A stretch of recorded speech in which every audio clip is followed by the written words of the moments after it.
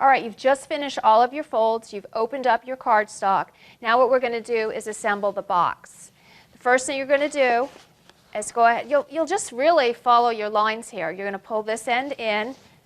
You're going to pull this end in. Now here comes the fun part. You push in on these two folds, and it comes up all by itself. Push it down. There's one side, three sides actually, of your box. Same thing on this side. I push in on those two corners. You can see that box just lift right up and fall into place.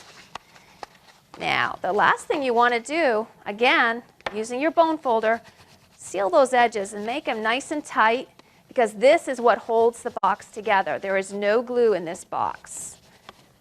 And there you have it, your box bottom. And just, tweak it a little bit, make sure it's level and nice, and there's your box bottom, and you're ready to do the top.